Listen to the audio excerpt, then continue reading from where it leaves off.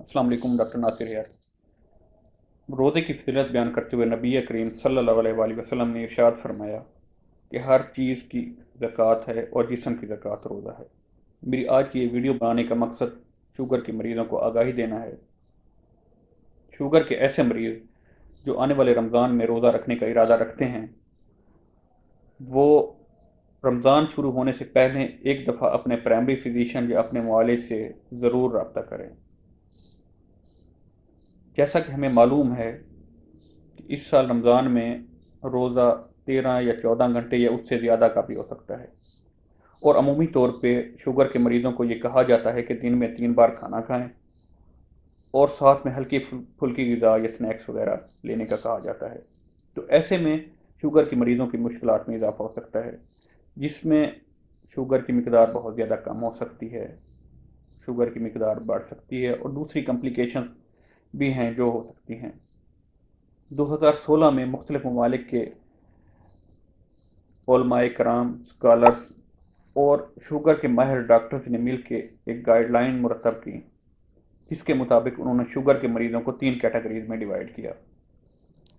पहली कैटेगरी या green category में ऐसे शुगर के मरीज़ हैं जो रोज़ा रख सकते हैं, अगरचे के कुछ रिस्क मौजूद है, लेकिन वो अपने डॉक्टर के मशवरे के बाद रोज़ा रख सकते हैं। दूसरी कैटेगरी या येलो कैटेगरी में उन्होंने कहा है कि रोज़ा ना रखें तो बेहतर है, लेकिन फिर भी अगर कोई रखना चाहे तो अपने डॉक्टर के मशवरे के बाद वो रोज़ा रख सकता है। तीसरी कैटेगरी में उन्होंने कहा है कि रोज़ा ना रखें। इन गाइडलाइंस के मुताबिक ग्रीन कैटेगरी में वो लोग आते हैं जिनको टाइप 2 डायबिटीज़ है और उनका शुगर का कंट्रोल बहुत अच्छा है। उनकी निहार मुँह शुगर की मकदार या फास्टिंग ब्लड शुगर 130 से कम है, या खाने के 2 घंटे बाद उनकी शुगर का लेवल 200 से कम है, या 3 महीने की एवरेज का टेस्ट जिसको हम HbA1c कहते हैं उसकी मकदार 7.0 से कम है। तो ऐसे मरीज़ों को उन्होंने कैटेगरी ग्रीन में रखा है कि इनकी वेल कंट्रोल डायबिटीज़ है। इसके साथ साथ उन्होंने कहा कि अगर इनकी ये जो शुगर का कंट्रोल है वो या तो टेबलेट्स के साथ है या बेजल इंसुलिन के साथ है, जो दिन में एक दफ़ा लगाई जाती है, तो फिर आप ग्रीन कैटेगरी में फॉल करते हैं। अपने डॉक्टर के मशवरे के बाद आप रोज़ा रख सकते हैं। अच्छा, एक बात मैं दोबारा रिपीट कर रहा हूँ कि देखिए, मेरी ये वीडियो बनाने का मकसद आपको सिर्फ आगाही देना है कि आप देखें किस कैटेगरी में फॉल करते हैं। आपको अपनी सेहत का पता होना चाहिए। जैसे अभी हमने ग्रीन कैटेगरी डिस्कस की कि उनमें शुगर के कौन से मरीज़ आते हैं, आगे चल के येलो और रेड कैटेगरी भी डिस्कस करेंगे।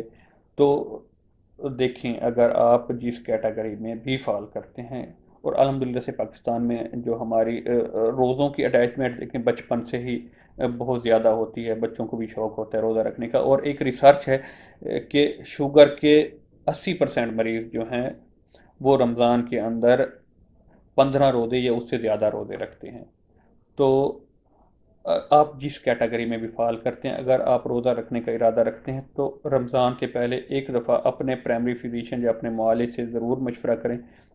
हो सकता है वो आपकी दवाइयों में कोई कमी या ज़्यादा दवाइयाँ हों, तो वो आपको फिजिशियन ही बताएगा। अच्छा, नेक्स्ट हम बात करते हैं येलो कैटेगरी में। येलो कैटेगरी जो गाइडलाइन है वो कहती हैं कि येलो कैटेगरी वाले पेशेंट्स अगर रोज़ा ना रखें तो बेहतर है।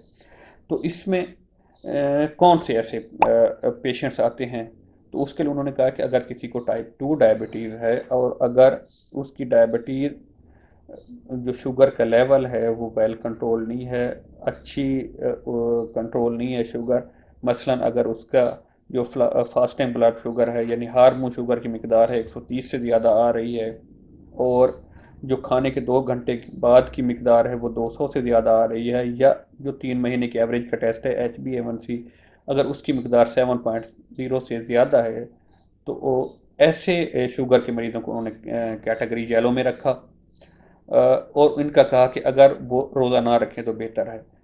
अच्छा, इसमें अगले पेशेंट्स कौन से आते हैं जो टाइप 1 डायबिटीज़ के हैं, जिनको शुरू से ही इंसुलिन लगती है।